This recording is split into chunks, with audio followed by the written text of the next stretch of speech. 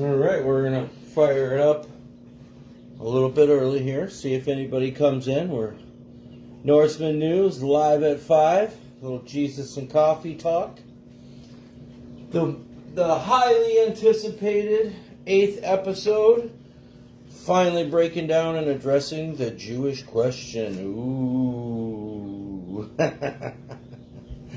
Alright, we will discuss the whole the Jews made us do it narrative, because this is all about the fact that lately, you know, the true narrative, I thought about changing the name from Norseman News to the Norseman Narratives, you know, or True Narratives, something like that. But because ultimately that's what we're doing here, right? We're trying to just present a more accurate narrative of what's going on than is presented in mainstream media or even in the alternative media now. Which is primarily why I started doing the show, is because you can't even go to the alternative media now when they seem to be all pushing a script as well. Perfect little Cheeto here. Jesus, coffee, and cats, huh? I shared a really funny thing the other day too. It was, or just earlier today, a funny joke about that, you know, talking about this one comedian goes, I think cats are better than dogs, and the whole crowd like boos them and stuff. It's pretty funny. It was pretty funny. I forget the guy's name. He's a really funny comedian too. I should have wrote his name down if I wanted to give him a shout out. But I am just brewing a cup of coffee for the show. I should be off doing other things right now. But you know I couldn't miss my hour with you guys. Here we go. So we'll grab that. And then, yeah, pretty slow week, really. Just watched the interview with Crowder and Fuentes, but I didn't watch a lot of it. They were just arguing about the, vote Democrat strategy, which is just quite frankly insane. I know I talk, to the DFLers a lot on this channel, so I don't want to be disrespectful, but you know that I do actually. I've posted that before. I would rather die than vote Democrat. That just is wild to me. But I assume that if you're in that narrative, you feel like you're moral in that narrative in a way. You know what I mean? So. I guess I wouldn't claim to understand exactly how Democrats come to that conclusion, especially lately. I understand how, say, my grandma and my aunts and stuff, and the boomers who I talk so much crap about, how they might have come to the conclusion that there were moral upsides to the Democrat Party, say, 25, 30 years ago. Even less than that, 15, 20 years ago, when they were still anti-war, kind of, and things like that. Pro-civil rights, those were good things. Somewhere along the line they went insane. And, that's one of the main topics of the show, really, is just trying to say, hey, how about come back from the edge to something more sane, so we can have a healthy two-party system, because that's what we have here, is a two-party system. Of course, you know that according to the Norseman narrative, if you will, and we will see, we'll be able to test that out. We'll see pretty soon, over the next 4 years, certainly. But, I think that we are in the process of restructuring from what was called the nation-state model. I shared some memes about that this week, some posts and photos. About when the nation-state model was instituted, when it was agreed upon and instituted. And I believe now, and I don't even think it's a belief. I know that it's considered like some conspiracy theory or something. I really don't understand why it's in all their documentation. Just like it's well documented when they, which was, by the way, a big part of the topic today, the Crown, the European royal families got together and decided to change over to the nation-state model. They have decided that the nation-state model, have decided that the nation-state model does not work anymore, or they don't like it, or whatever, for whatever reason, it's not the model they're going with now, and they're going to something much more similar to the Mongol Empire, which was the semi-autonomous regions model, which is what is going to happen now, and they don't want those regions to be based on a nation like the nation state was, each nation with a state of its own. Now that only applies to Israel and then the Jewish population, and everybody else will be divided into regions, and these regions, they do not want these regions to be based on specific ethnicity or nationhoods or cultures, and that is why they are in the process of flooding all the different regions with large populations of that don't really fit in that region, right? So if you're going to divide the whole earth up into regions, and you want a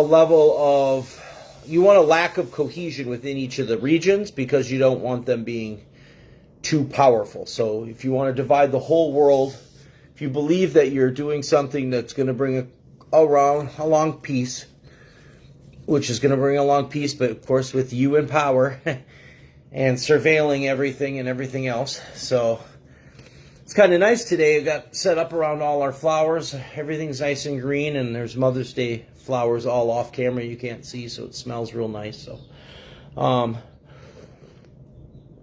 So yeah, that is part of our discussion today, is how we're transitioning to the semi-autonomous region model. However, the main topic we are finally going to address is what is going on with Israel and the Jews, as we want to say, or people want to say, and all this anti-Semitism that's being pushed and stuff like that. So, no love lost between me and the quote-unquote Jews. As you all, I'm sure know, I talk about a lot. I like all religion and all religious people. I don't think that Christianity equals any specific religion, or any specific religion equals Christianity, because I think if you study the New Testament yourself and the scriptures and you read them yourself, you'll see it clearly is an anti-religious philosophy. There is really no religion. There is no, idol worship, which means there is no a building like. Again, this even goes to like my faith and stuff like that, different things. But no inanimate object has any kind of, magical or God power or anything like that. It just doesn't have power. So that has nothing to do with whether or not you make a statue of something, right? Like making a golden statue of Trump, apparently, recently, that was in the thing this week. That's not necessarily idol worship unless you think the statue has some kind of power. You go and pray to the statue. The whole Jews and the Wailing Wall thing, that is idol worship. They're over there. They think that somehow that specific location, the whole temple thing, anyway, let's stay in a linear fashion. So, spiritual thought to open the topic for the week is Galatians 3:28, right? There is neither, I'm going to read it in the New International Version because that's the way I remember it. I am, in my faith, and I know a lot of people's faith, it's the King James Version, so it's a little bit different. We're going to talk about it. But anyway, I'm actually a King James Version person primarily, but I did originally, that's why I remembered it that way. I did originally, study the scriptures, the NIV version and stuff like that back in the day. So anyway, Galatians 3:28. There is neither Jew nor Gentile, neither slave nor free, nor is there male and female, for you are all one in Christ Jesus. Right? There is no covenant anymore with them because the law was fulfilled in Jesus Christ.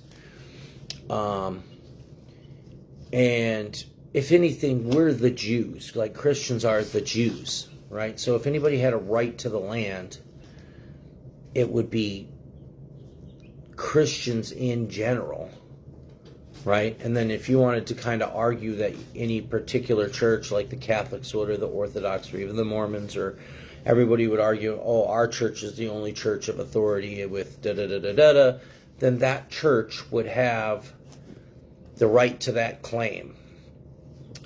On top of that, I just lost my thought there. But anyway, and then before we go on, so in the King James Version, it would be pretty close to the same, but it says, there is neither Jew nor Greek, neither bond nor free, nor is there male and female, for ye are all one in Christ Jesus. Okay, so it's a little bit different. That's about whether it's Greek or Gentile.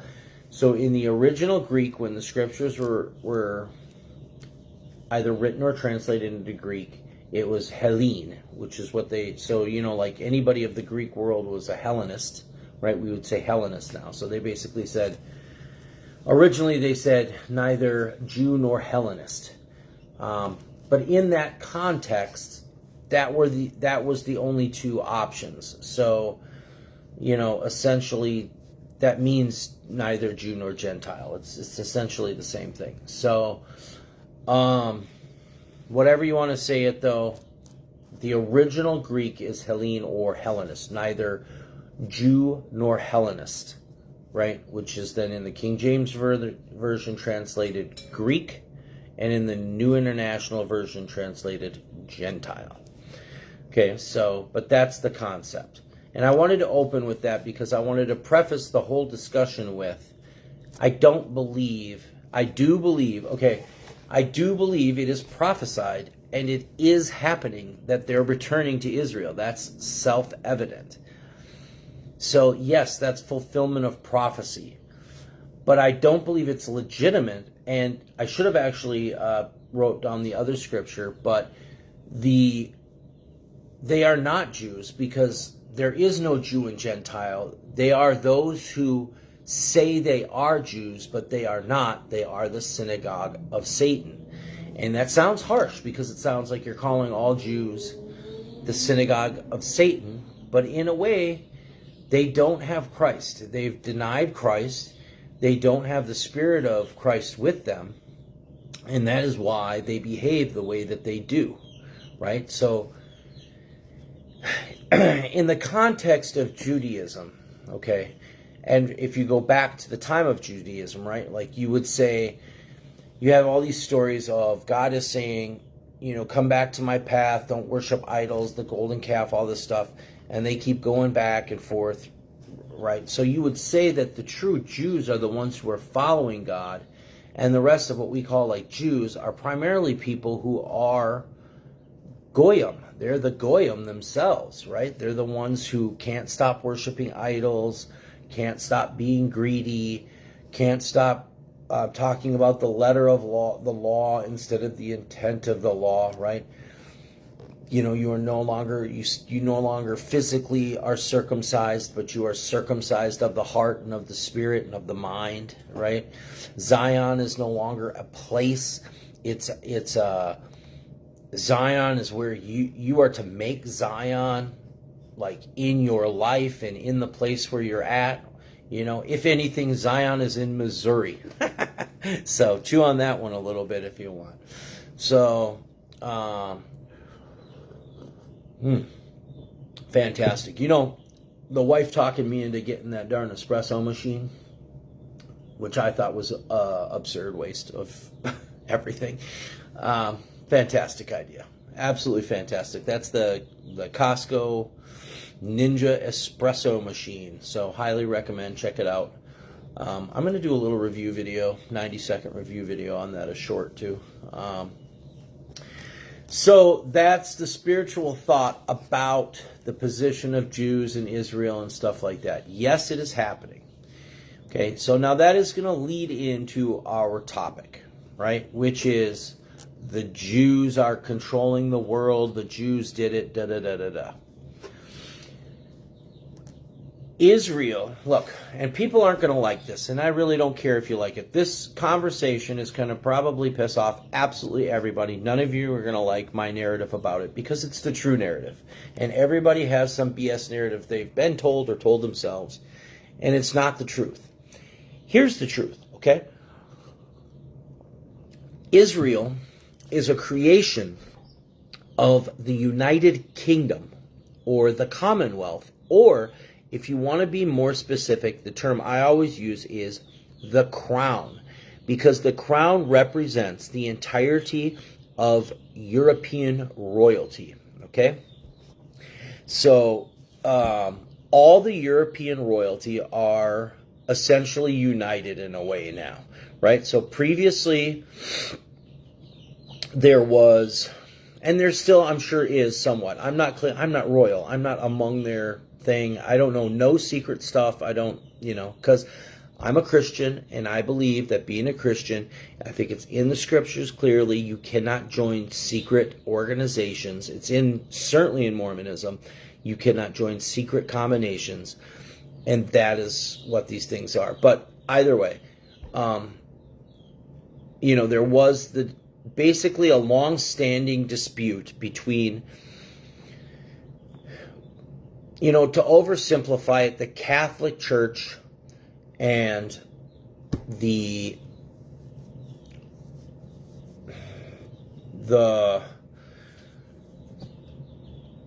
what is basically this other royal faction that is essentially the crown of the United Kingdom and the Masons and a lot of the Scandinavian royals, Germanic royals. Germany is where it really divided. There was a thing called the Holy Roman Empire. Goes all the way back to Charlemagne, who started the first holy war against the pagans, which caused the Viking Age. They say the Viking Age started in Lindisfarne, but it really started with Charlemagne. And, but we hear that story from the English perspective because that's the seat of the crown. We hear everything from the English perspective. So the reality is at some point there's some type of détente or unification between those, right? Like France, I believe, basically is still kind of Catholic-ish. France, Italy, obviously, Spain, and that's why there's kind of a different faction there. But the whole of the royalty falls under the crown. I don't know when or how they made that agreement, but you can look at that historically. These are not like conspiracy theories or anything like that. If you look at study history, real history, like I've done college courses and since high school I've been into it, every documentary, everything, I've studied it all. The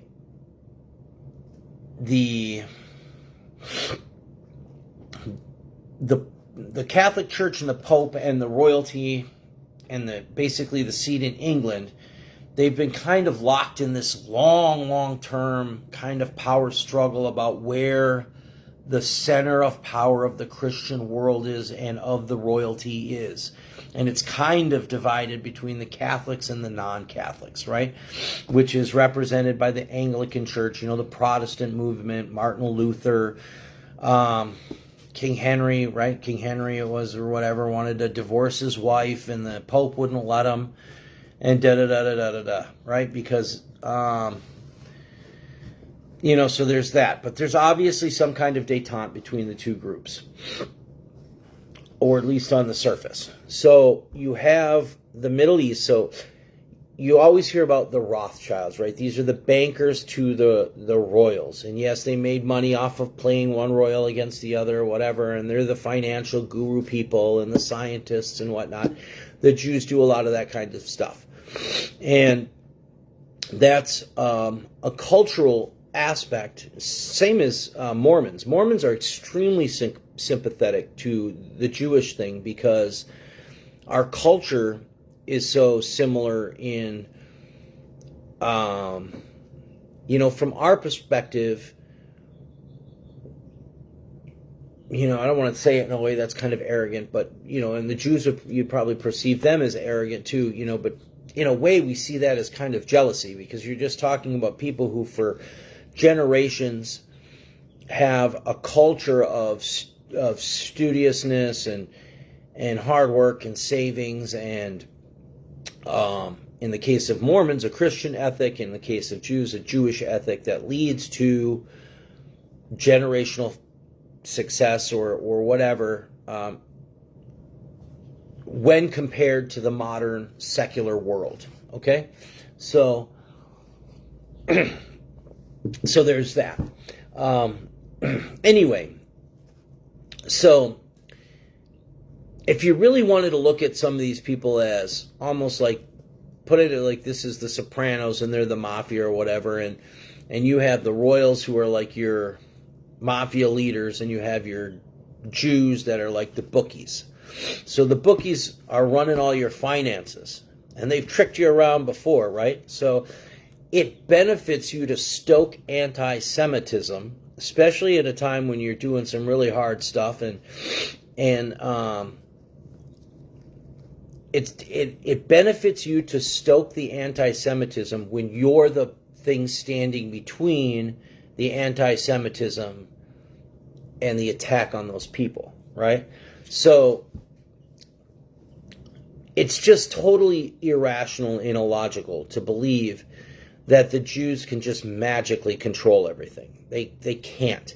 Now, there is a thing, and I shared that video where I did an AI conversation. I shared that this week. Go back in my feed. I shared an AI conversation about Masonic craft, and it was actually, coincidentally, in Italy, put into effect by a group of Masons who used craft to take over the Italian government. They eventually were caught and expelled and things like that. It was called P2 or something, or you have to go back and look at it yourself. I didn't take notes on it. I don't have it locked into my mind. I was just doing it kind of casually and throwing it out there because we had discussed it, and I knew it would come up this week. So you can go back and you can look at that. I also did an AI conversation, by the way, not to get sidetracked, about how we talked about how a spinning top was essentially what UFOs are, and you can go look at that feed and see how, in my opinion, it's self-explanatory that that's what it is, and that the official story is not the whole story because it never is, right? So anyway, the crown. Look, King Charles and the crown and the royals in England are the head of the entire royalty of Europe, is the long and short of it. Caveat, the Catholics are involved. Okay? But for oversimplification purposes, view European royalty and really world royalty as one thing, not necessarily a hierarchy entirely, because, they're always all jostling for power, but kind of the seat of that royalty is London. And whichever family, which right now is Saxe, Coburg, Gotha, sits on the seat of the crown. They're actually German, by the way. They're not English royalty. They're German royalty from Germany. Okay? Not long ago. So, they're Germans. That's who is currently sitting on the seat of the crown. That's the way I would say it.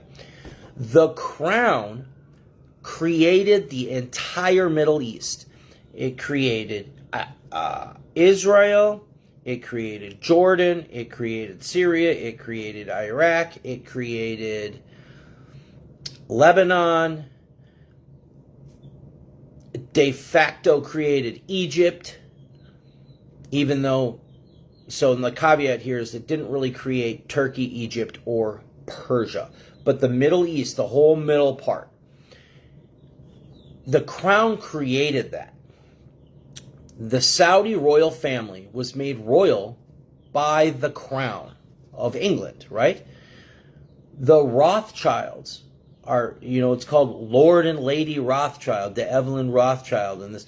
They were given that title by the crown. They didn't give it to themselves. They were granted land and title. The title is Lord, the land was Israel. Okay? It doesn't exist without them. There's no conflict between Saudi Arabia and Israel. There's no conflict between Jordan and Israel. There was some conflicts earlier. Like I said, it's not like they all agree all the time. It doesn't work that way. There's different power factions in the world, obviously, and then they exist at all times in a certain state of conflict and a certain state of détente, and maybe even in a state of allegiance. Allegiance, right? Because these people are not playing around, right? So, when you talk about like this whole narrative right now is, oh, Israel tricked us into everything and they're trying to do this greater Israel project and blah, blah, blah. That's all a fabricated narrative. The greater Israel already de facto exists, right? All those are vassal states in everything that you would now call the Greater Israel Project are all vassal states and vassal areas to the crown. And it's essentially, you can look at it like you have the United States has different states, but it's the United States. So the Middle East in particular is a region which is not autonomous. It is a region of vassal states because of the ending of World War II. So you still have Turkey, which is in NATO. This was the Ottoman Empire prior to World War I. Mostly sat out World War II because they were reestablishing themselves as the now nation state of Turkey. Okay? Iran, the nation state of Iran is actually the Persian Empire. The religious leadership that took over the nation state of Iran from its installed monarchy, the Shah, who is made a monarch by the crown, okay? Those are the royal house of Muhammad's sister and brother-in-law, I think, Ali. I think it's his sister. This Ali married his sister. They are the biological descendants of Muhammad, who, brace yourself, is a crypto Jew. Okay? His wife was Jewish, a wealthy Jewish woman. And you have this in your mind, blah, blah, blah. I don't know how you picture it. But at the time that Muhammad came to be, that whole area was essentially the Eastern Roman Empire. It was Christian. They all knew about Christianity and Judaism. There was Christians and Jews and Zoroastrians and Persians and Ottomans and blah, blah, blah. There were no Ottomans at that time. But the Persians were over there. And actually right now I don't know if the Persians were part of the Eastern Roman Empire. Probably not.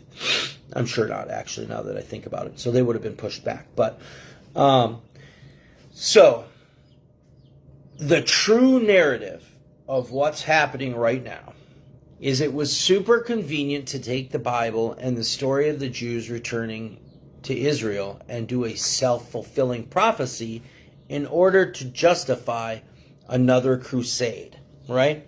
And why are there constantly crusades being fought there? These are empire games between Rome, Constantinople, Tehran, and Cairo, right? Those are the major. There's a reason, right? Like Turkey is a plateau. There's always an empire there. It's about capturing the Anatolian plateau. Persia's an empire. It's about capturing those mountains or being in those mountains. It's a fortress. It's a mountain fortress. Also, thousands and thousands of years. And then the Egyptians, which are not really a secure area, that's kind of an interesting thing. But it's just the empire along the Nile. And, arguably less of a power. They've been getting slapped around for a long time. So, really, it's more a struggle between, Rome, Constantinople, and Persia, right? So, yeah, the people that are there now and the Rothschilds, yes. All this stuff is true, right? They are Khazarian Jews, and they're not even really Jews, or Semites. Like the term Semite doesn't make sense and all that. That is all true. But to understand it in that perspective is not accurate. To think that the Jews are the ones pushing it is not accurate. The Jews are... So that ties us into So Jewish supremacy does appear to be actively occurring. Everything they talk about white privilege and white supremacy is really Jewish privilege and Jewish supremacy. And that's been around for a long time. And they are clearly allied with the crown. Okay? But it's not something they have of their own. They have no magic power, and they're not blessed by God. If anything, they're cursed by God. Being God's chosen people is like, chosen for what? You know what I mean? Everybody assumes, including my wife and everybody else, chosen people means they're chosen to be, that means they're the special boys. No, they were chosen to carry the gospel and to do certain things because they're really good at like keeping records and all that stuff. And they're almost chosen. If you look at the Revelation and what actually happens when they return and everything, they're almost chosen to be a sacrifice, like a sacrificial lamb, even though they're far from a lamb. So, yes, the criticisms of Israel are accurate, right? And the main one, so they're also, they're having this big discussion about anti-Semitism and the Jews made us do it and blah, blah, blah. We're not talking about the genocide. So that's my big problem with it. I've never been like either way really about Israel other than like it's happening. I'm definitely not a Jewish supremacist because I've never, I don't have any animosity towards the Jews, but I don't want to be a Jew. But they're good at, Jews are good at being Jews, and good for them. They're funny and they do, they're good bookkeepers and scientists and stuff like that. They do great stuff. But any of this stuff about like Jews are smarter than us, no, they're not. Jews are controlling the world. No, they're not. Jews are God's special boys. No, they're not. All that stuff is basically ridiculous. It's not founded by any kind of scripture or Christianity. They're not the good guys. They were never the good guys. I don't think that makes them the bad guys. And yes, they did kill Jesus. The Jews killed Jesus. You can blame the Romans if you want, but the Jews killed Jesus. That's who wanted him killed. I mean, read this. Read it. Too many people listen to what they're told at church and they don't read it. And this stuff with these preachers that are like going to Israel, being told what to do and all that stuff. There's a difference. There's the old style churches under the old laws, and there's new churches that are all basically LLCs. And they're filed under the new laws, and they fall under all the same laws that any LLC in America falls under. And those people are effectively controlled by the system, and they are, they're kind of a, I hate this. I don't want. It's not meant to mock in any way. It's I like it, but it's kind of like more of a social club business kind of thing. It's a business. It's a business model. And that's fine. I don't actually see a problem with that, but it's regulated differently. And those people have to go to certain meetings every year, and they're literally told by the government what they have to do, or they get in trouble. And these are your churches with all your gay stuff and all that, right? And the thing is, all right, so we have to talk about that too. So the Jews did it is foolish because the power structure, whether you like it or not, and here's the part everybody's going to hate. We are still a part of the Commonwealth. I mean, that's it. We're in they call it the Anglo-American Alliance. You can call it the Bretton Woods system. You can call it whatever you want to call it, right? And again, there's détente with the Catholics. It's the Vatican, London, and Washington. And again, that doesn't mean any one group is like, it also doesn't mean the crown is telling the Catholics what to do and the Catholics are telling the Jews what to do. It doesn't work that way. You have power factions. The Jews have positioned themselves clearly as a power faction. Mormons, for that matter, are attempting to position themselves as a power faction within the American Empire. The Catholics are a power faction that stands alone. The Crown is a power faction that stands alone, right? But the idea that the royals are going to let the Jews just tell them what to do, or that the Jews can put like a spell on them or something, is foolish. Even though, yes, there is craft, the Jews can't use, they all know about craft. And yes, I've said that before too. You can know about it and it will still affect you because it's a part of the way we're hardwired. Our hardware, there's hardware and software, and they manipulate the software, but there's also hardware, and these are things like the laws of persuasion and neurolinguistics and stuff like that. And yes, they go through processes to try to manipulate these things. And so the unifying, the real supremacy structure, or the real structure, is the Crown and the Masons, right? You can say that's a conspiracy theorist and, my grandpa was a porch mason or whatever, and he was the greatest guy. Yes, I understand that. I'm not saying your grandpa the Mason was knowingly a Satan worshiper. Might have been, by the way. Who knows? They all seem to think that they can do whatever they want.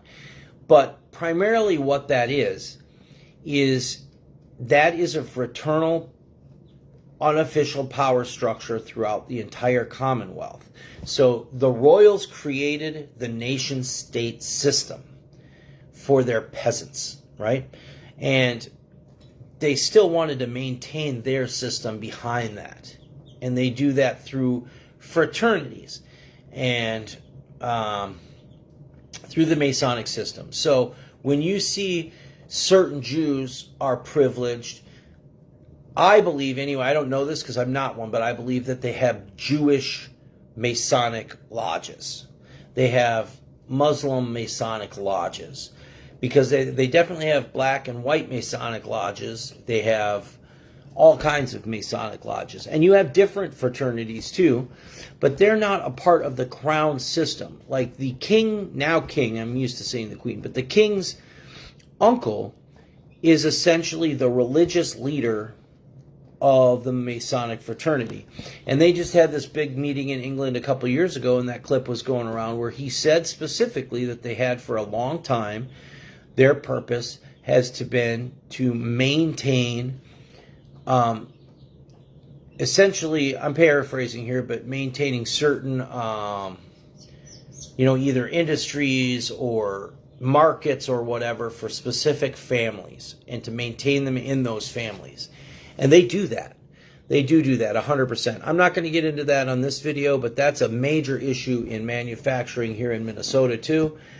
That, it's really all about, instead of, even though there's Masons in Germany too, but that's a different thing. There's a different, but, there's this, it's really more about keeping people out than it is about growing the industry and what's best for the state and the people and giving people jobs and service leadership and things like this.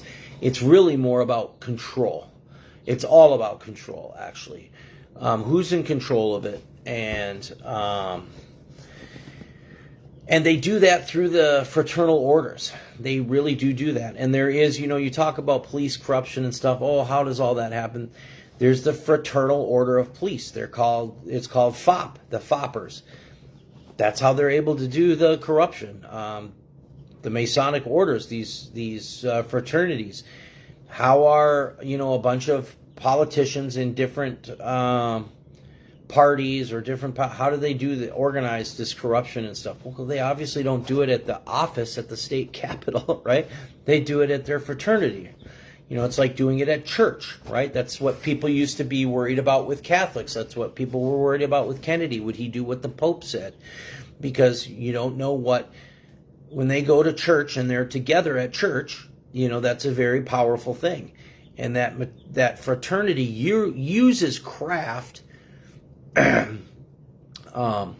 which all religions use, actually. But they use craft to bond people and to manipulate and influence people, right? So, but that is a very, very powerful force, and you can know all about it, and it's still real. It's as real as your clan of your family or whatever else. Looks like my ladybug is home. Hold on one sec. I'm going to go let her in. I'm coming. Calm down. I'm doing my live at 5. I'm in the middle of my live at 5, so. No, I have not. I know. I'm running behind. She's reminded me how I should be doing other more important things right now. But anyway, so the whole, what's going on? For the incubator. Another phantom? Yes. Another bantam egg for the incubator. Put another pheasant egg in there today too. We've hatched out 5 chicks, by the way. Farm update coming when we finish our topic here. Now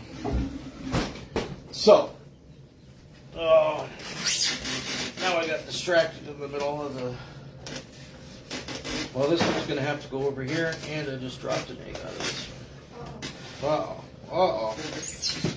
All right, there we go. So, yeah. So, they're pushing the anti-Semitism and this and that, but that is not the true narrative. The true narrative is that, they call it the special relationship. You know about the Federal Reserve. You know about the Masonic Order. The Epstein files, right? There's another one, right? This is a perfect example of what I'm talking about. The whole media and everybody's like, look at the Jews, look at the Jews, look at the Jews. Because Epstein was a Jew, right? And he was. And there's Jews involved in it. But the majority of the Epstein files are about European royalty and what is arguably some kind of American royalty. So the crown is definitely represented here in America in some way. Okay? I am not claiming to understand exactly how that structure works. There's people that talk about the 13 Illuminati families and the Illuminati and the whole structures through the Masons and stuff like that. I don't know that that's true. What I do know is what I can see with my own eyes and ration as a rational, intelligent person that can see what's going on there. And there is clearly American royalty of some kind, right?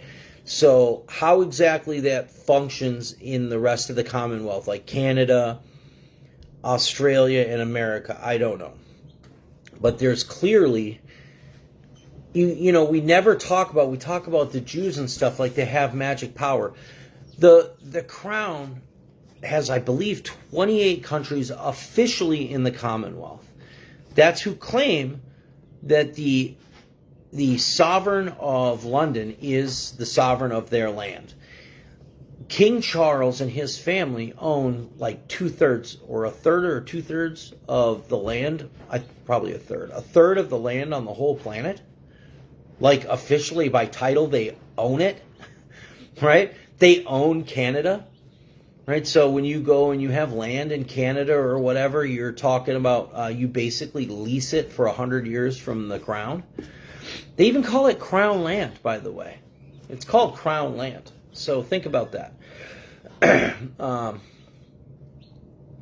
So again, the Greater Israel Project already de facto exists. The crown is the real power structure. The United States is a part of the Commonwealth and is controlled by the crown and the Masons. The Jews are a power faction, but they are probably the weakest, actually, of the factions. They are not like a real power faction. They are,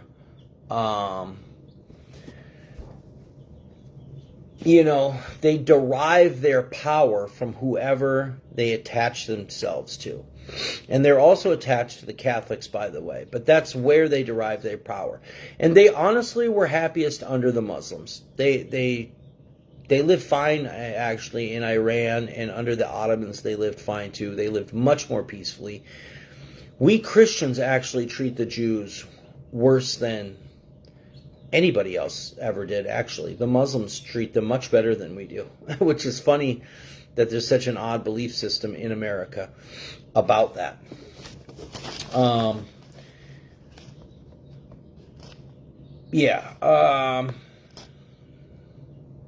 So, I mean, that went pretty quick. That went a lot quicker than I thought it would. It would be nice to be able to do these with a discussion. It would be so much more enticing also. But that's the long and short of the true thing about the Jewish question, okay?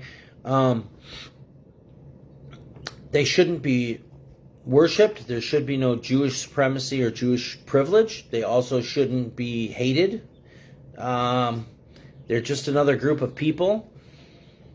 They should be treated realistically. They are an insulated, highly cohesive group that will work together to bleed the system. There are Jews doing the exact same things that the Somalis do. There's whole towns of Jews, like in New Jersey and New York, that are bleeding the system. There was actually Mormons back in the day. There was a group called the FLDS, and they called it Bleeding the Beast. And they did the exact same thing. They bled the beast. So, that's a real thing. So you have to be realistic about them. And I don't think that they should be in any political position in the country, neither Jew nor Muslim. I am a 100% hardcore Christian nationalist. I would rather see, well, I won't go that far, but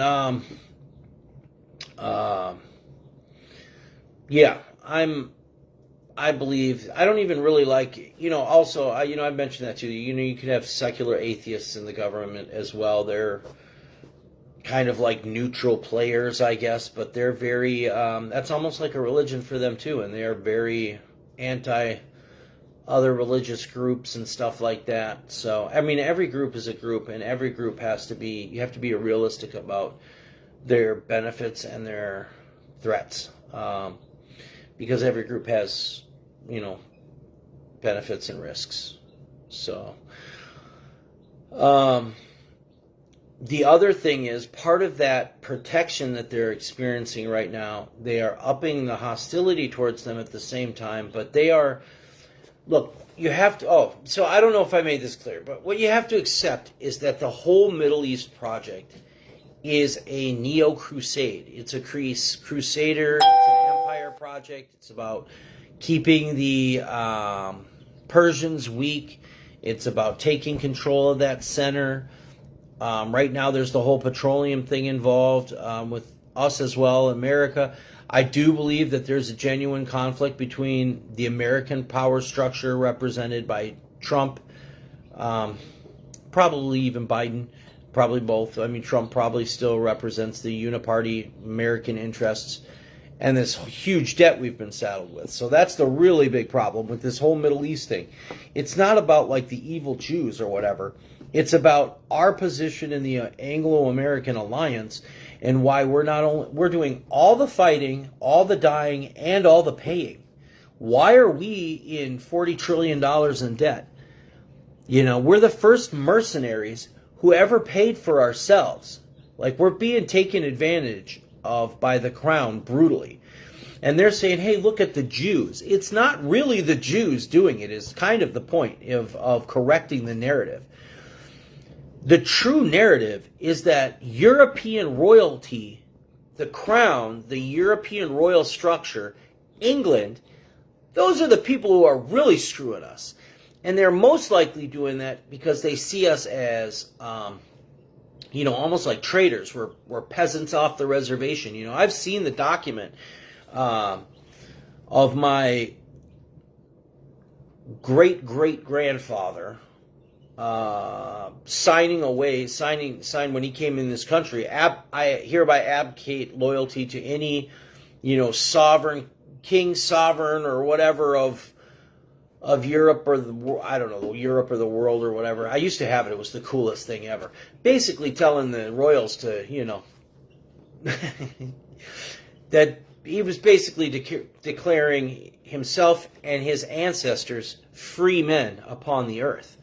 And not under the subject of any royal. So that's the whole idea of we're, the king of our castle and all this stuff that now is toxic masculinity. That all had to do with changing our status. That's actually what happened in Russia too. A lot of that, what the Bolshevik Jews took advantage of was the Romanov family, all related to the crown, by the way, the same royals running England right now. The Romanovs were their cousins, right? In World War I, it was like 5 cousins fighting each other or something. Like, they all were relatives. And the Romanovs treated their peasants particularly crappy, and the Jews took advantage of that. And then stole all their shit. Stuff, sorry. I don't want to do that on the show. So, but stole all their stuff and killed, genocided 20 million Christians. Like, you want to talk about genocide? The Jews have been doing genocide. You want to get really crazy? After the war, we captured all the Nazi scientists in Project Paperclip and brought them over here. The Nazi scientists who were also all Jewish. You know what I mean? All that stuff is true. That is true stuff, man. I mean, they're connivers, and the big problem with them is they look like us. And then they'll go, oh, white people did it. And white people didn't do it. First of all, white people, quote unquote, didn't exist before, I don't know, the 60s or something.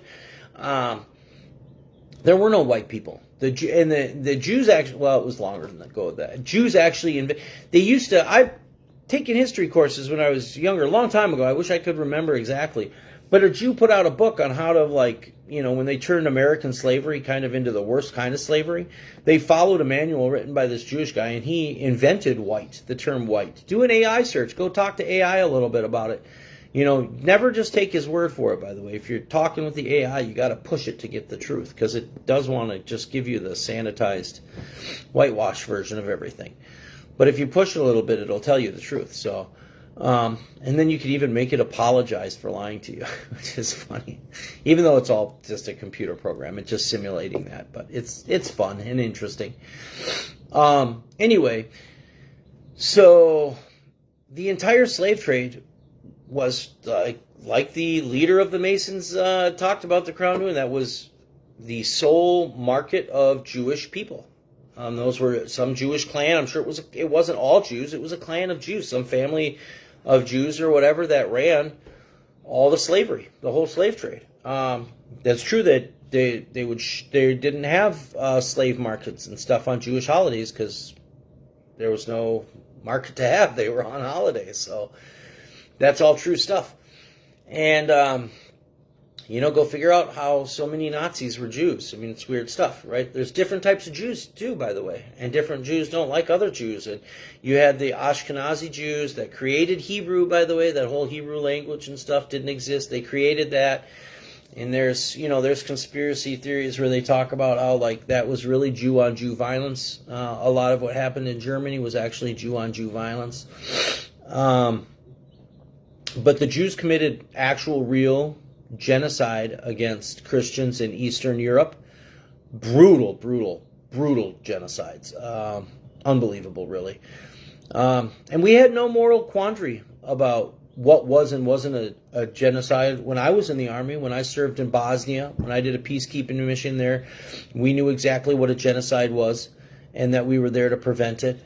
And so that's my big... I've never been anti-Semitic. I don't care about the Jews really in that sense. I'm not pro-Jew or really anti-Jew. But the big problem now is that they've involved us in a genocide. And again, it's not really the Jews, it's the Crown that has done it overall. It's the whole power structure, but they're scapegoating the Jews really for it. But my problem with the whole thing is that we have now participated in a genocide.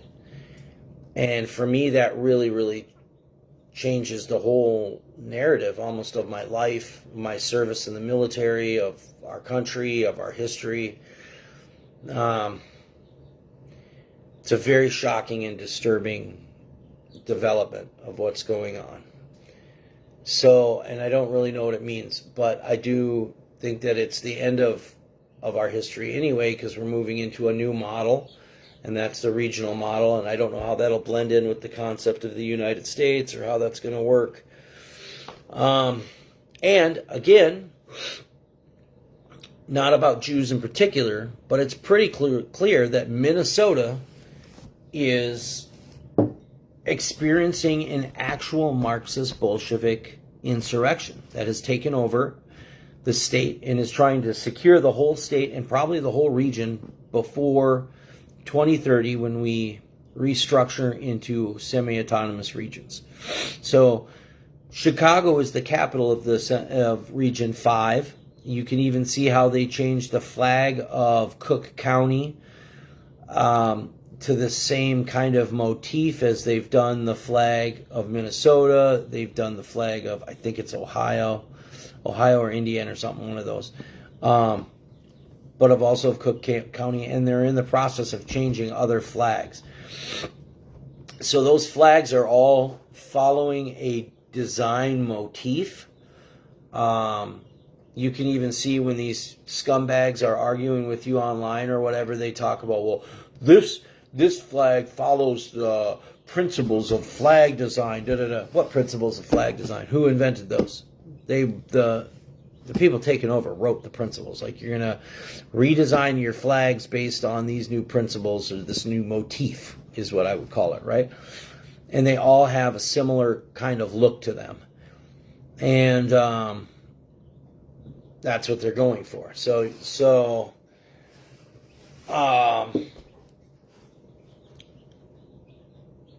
just be aware of that. It's clearly in the script. The conspiracy theory, I guess, is that they're stoking the anti-Semitism because they do want all the Jews. It is self-fulfilling or not, they want all the Jews to move to that region and to take control of that region as part of the plan of the Crusade. So they're trying to secure that region. And that's been something that's been going on for a long time. And when they finally secure that region, they're going to be very proud of themselves about it. So, yeah, that actually, we started that. Normans actually started that. The Normans, that the Nordic or the Norse people that settled in Normandy, France. That I'm sure all from the TV show Vikings and all that kind of stuff. You all know about Rollo and Normandy and the Normans, and that was all the descendants of Rollo who started the Crusades and were the initial fighters in the Crusades. The main leaders of the Crusades and stuff like that are all actually our ancestors, our cousins or brothers or whatever you want to call them. So, yeah. So that is the Jewish question. If you want to understand the situation, they are being scapegoated because that's kind of their role in the Anglo-American alliance, if you want to call it that. I call it the crown because that's what it is. South America also, you can look into the history of Bolivar, and there it was that if you look into that history, they frame it as they actually frame it linguistically and everything as, between the royalists and the non-royalists and stuff like that. So you understand that it was the royal system. And we could talk for a moment about the royal system, okay? It's not, look, no, these dogs keep yipping out there. They're frustrating me. They're doing a yipping thing. Anyway, now I got frustrated and distracted by that. The 100th time it gets you, the straw that breaks the camel's back, huh? It's like they wait, they can sense the camera's on, and then they sit there and yip at me. And I got other stuff to do anyway. So, but the, I just completely lost where I was on that.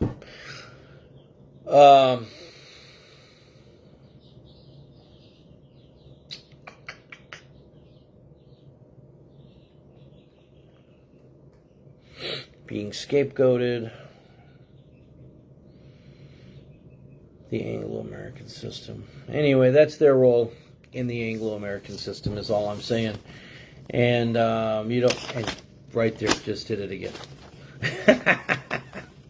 All right, anyway, let's move on. Just give me 1 second. I'll be right back. I'm just going to go shoot him some eyeballs.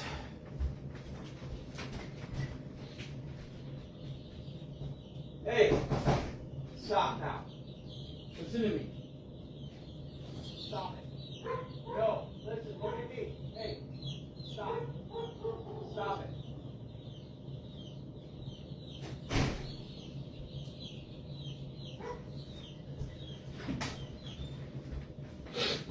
All right, that'll probably just agitate her more. That's my Ruby love. She's got the biggest attitude of just about anybody. She's a funny one. So, hopefully that'll stop it.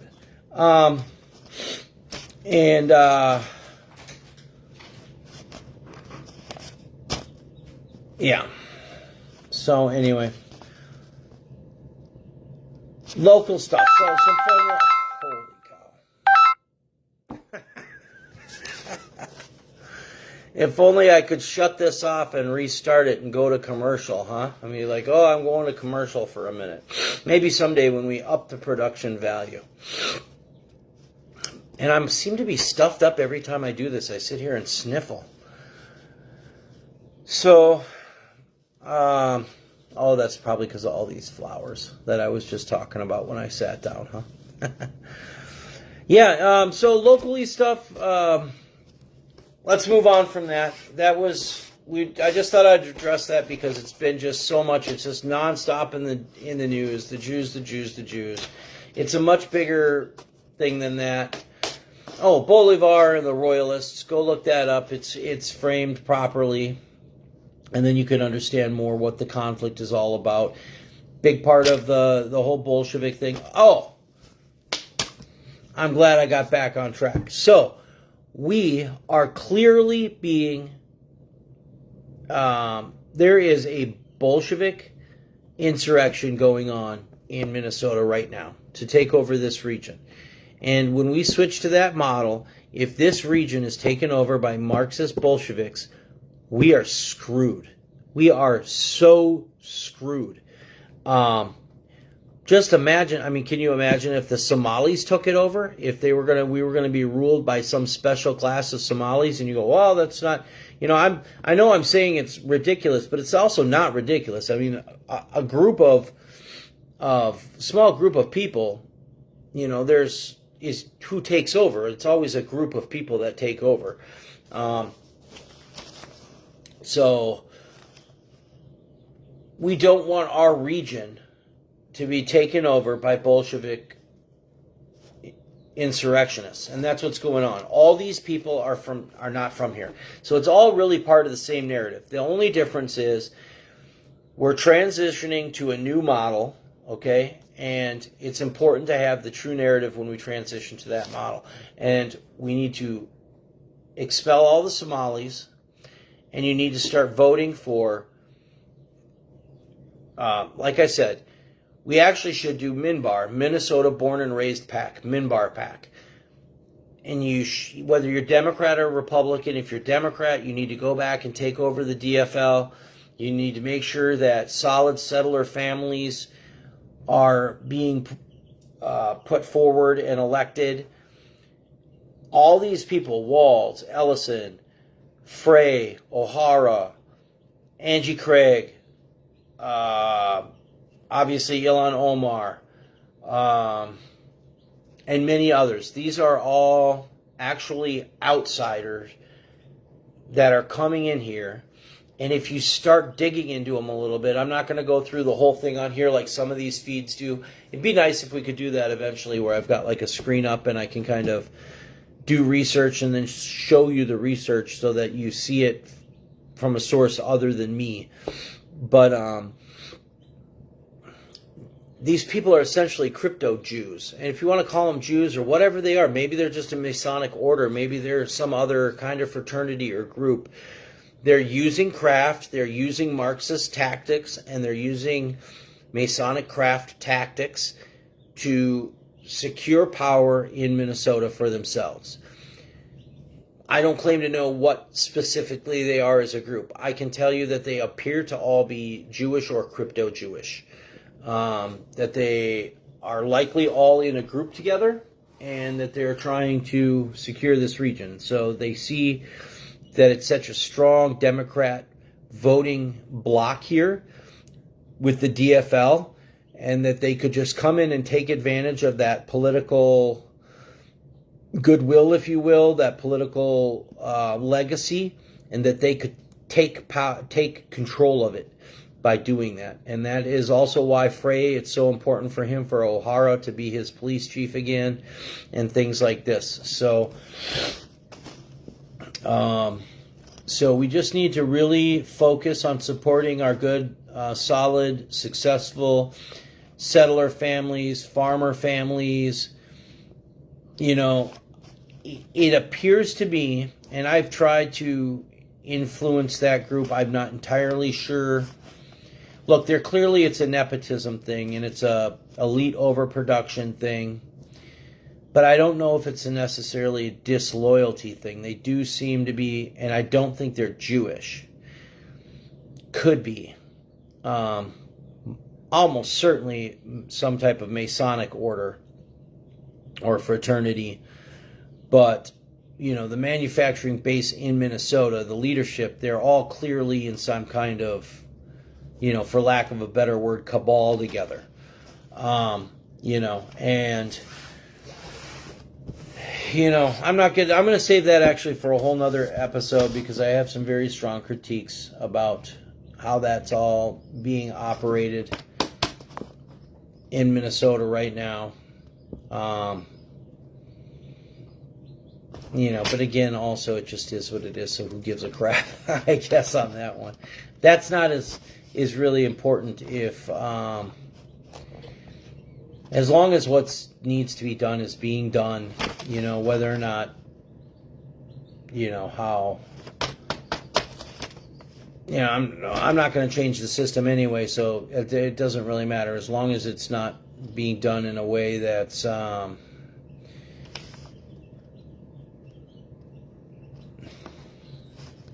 if that gets taken over by some type of outside Marxist force, that would be pretty bad too. But they would clearly go for that. So hard to say what's going on there.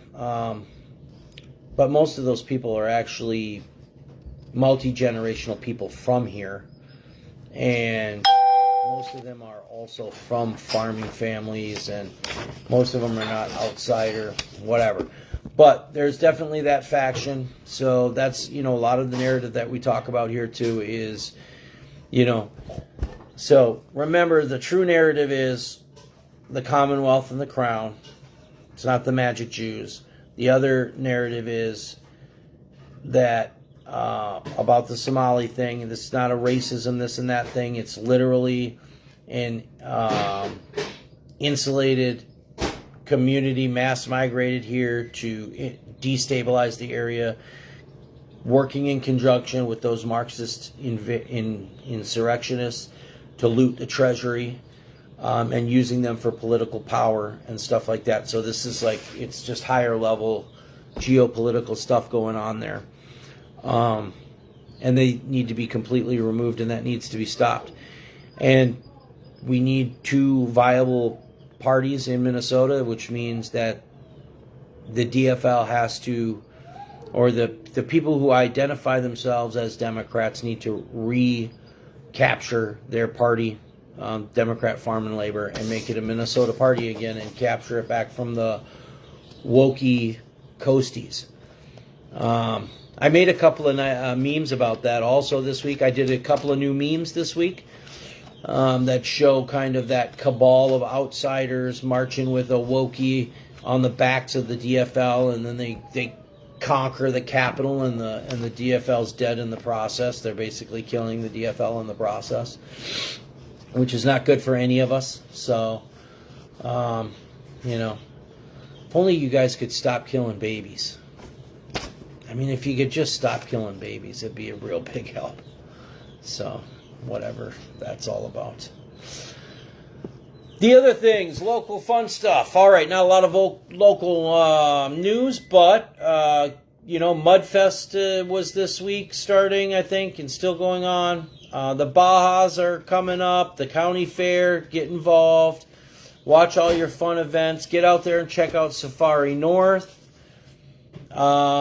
The South Long Lake renovation is done. Commissioner Curring made a post about that. Did you go and check it out? Is it nice? It's really nice. So Ladybug went and her man went and checked out the new renovations over there at South Long, and big thumbs up from them. So that's really exciting, and you know, just stay focused for the week. Get out there and fight those fake narratives. Don't forget that Renee Good and this petty guy, that whole thing, these are not heroes. They might not even be dead. You couldn't tell from those videos if anybody was dead. You've never seen a video that showed them dead in any way that you could tell. They might not even be real. So, Commie Karen Klobuchar, Commissar, Commissar Klobuchar. Commissar Klobuchar. We just got a new one together, guys. Commissar Klobuchar cannot be governor. And all the Wokies and the Coasties need to be kicked the heck out of Minnesota, along with all of the Somalis. You can all just pack up together and say goodbye. And there's nothing wrong with that. This was settled by our ancestors for us, and those people were invited here under false pretenses. They engaged in, I think I probably, if I go back and watch this video, I did that thing about 500 times, huh? But 501 times. But they need to go. So that's just a consequence of what they participated in. It's not a few bad apples, by the way. That was their whole community. it's not just the daycare centers and the leering centers and the autism centers. They had to sign people up, and basically their whole community essentially participated in that and were being subsidized while the rest of us were being robbed blind. It's not enough to pause some taxes and lower the tabs. We need tax levels returned to probably 10 years ago, whenever we had the surplus. We don't need, there was a $10 billion raise in taxes that needs to go away. Everything, we had a surplus under the old tax structure, so we can just return to that. We can just reset it. We have to acknowledge that what Walz and his people represent, his whole junta, was a Marxist insurrection, and we need to purge it and everything that it did. And we just need to reset back to where we were. And we need to, really importantly, we need to make sure that we have people that believe in property rights and a republic in power when we transition in 2030. If Marxist insurrectionists, commie Bolsheviks are in charge, we are effed. I mean, you can see they're making it clear. They're not even hiding it. They're telling you. They're making it really clear.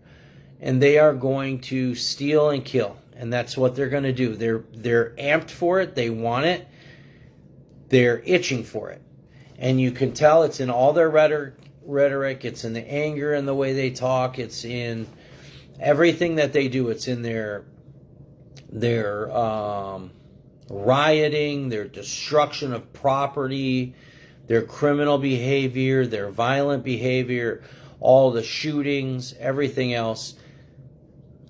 When the restructuring comes, so as we're building up to it, there's going to be a period of like where everything's not fixed, right? A period of instability where everything's not fixed. All the people in the know, or all the people that have been planning, are waiting for that moment to position themselves in the best position they can in the restructuring. That's just human nature. No matter what they're pretending or saying or doing, that's what's physically going to happen when it happens. When you see they have a plan for continuity. They definitely want it to.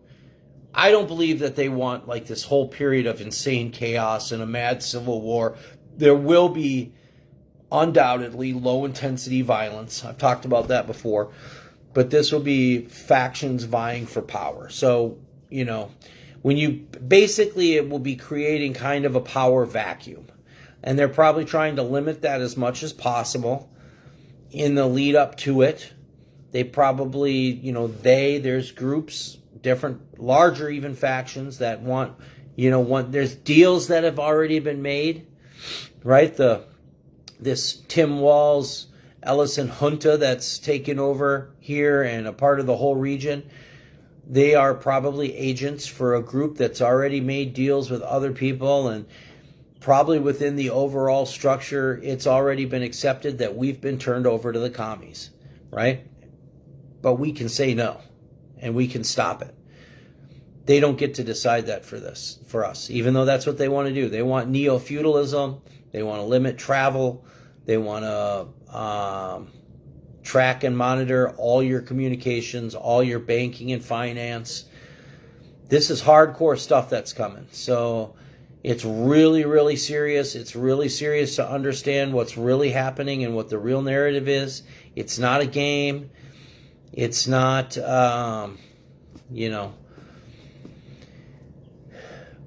it's not time for you to virtue signal based on some boomer bullcrap that you heard back in the day or something, because none of that's true.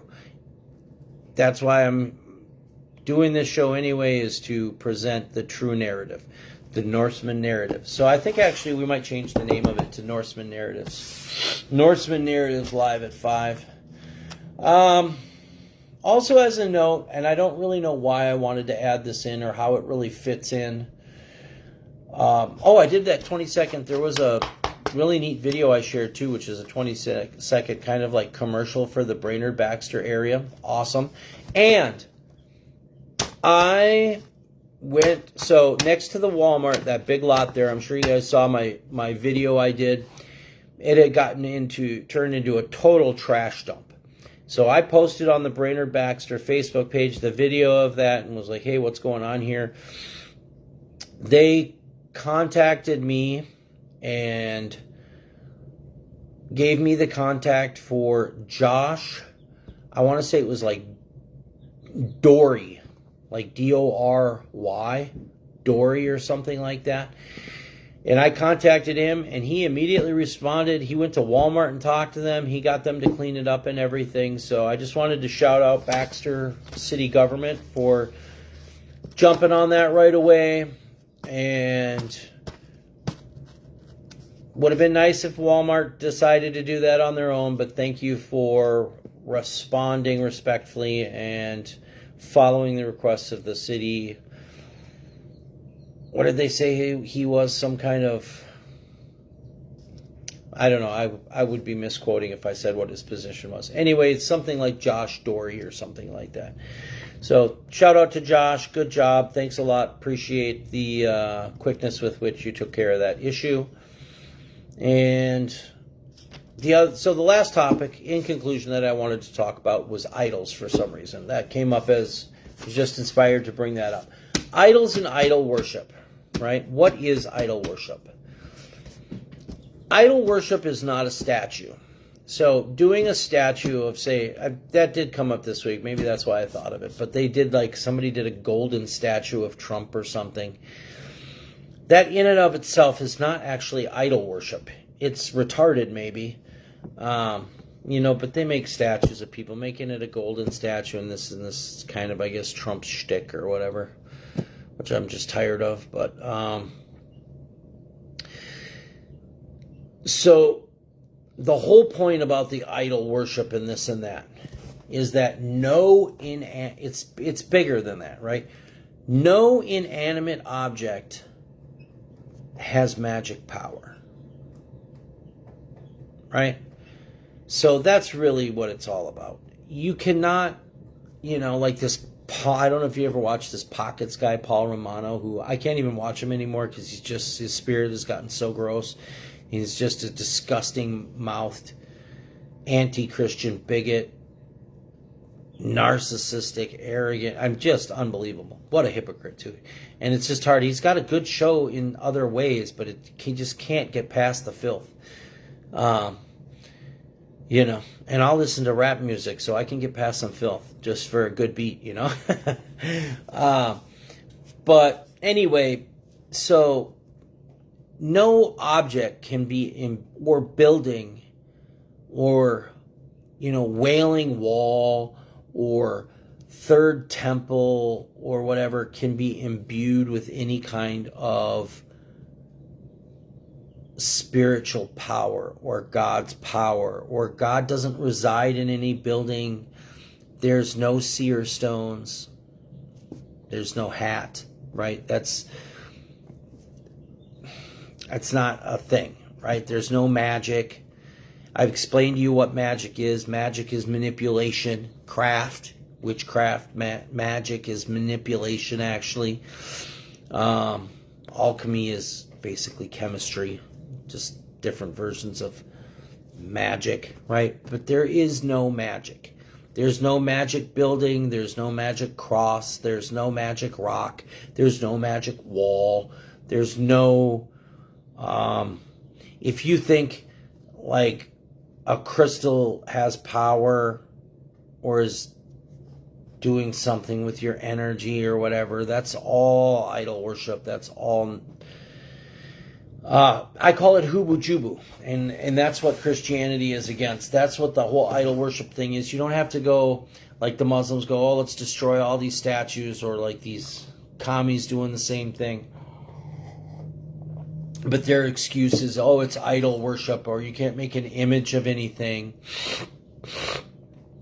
it's don't worship graven images, right? That's the problem, is the whole graven image thing and the idol thing. It's actually more about, so, at the time of like Abraham, for instance, right? What was Abraham? He made little statues and said they were idols, and then you could, set it on your counter and that would bless your house or something.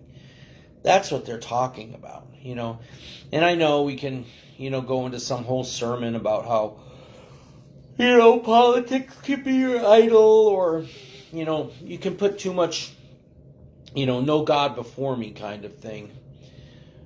But, yeah, the idol worship in particular, I just wanted to leave with that spiritual note. There is no inanimate object has any real spiritual power or magic power. No God is not in any inanimate object, right? If God's in anything, God's right here. God's in the animals and in the flowers and the stuff like that, not to sound all hippie-ish. But, God is, everything is made out of God in that sense. But the power is all inside of you and in your heart and in your connection with God, and not in any inanimate object. So I'll just leave you with that thought. There is no hubu-jubu. There's no hubu-jubu. Dogs are still better than cats, but I do like cats. Even though they don't sit out there and nag you and yip at you. She did stop, by the way. That's my Ruby love. She's been quite a character for a while now, so big part of our family. Anyway, you guys have a great week. Maybe I'll do a couple shorts this week, get some memes out there. And I got a bunch more followers again this week, and apparently if I get another 8 followers, I'd move up to some kind of other level at 250 or something. So still appreciate any followers, any likes, any comments, any shares. And we'll see you next week, live at 5 for the Norseman Narratives. We'll call it that for now on. I like that. Norseman Narratives, live at 5. All right, have a great week. Take care.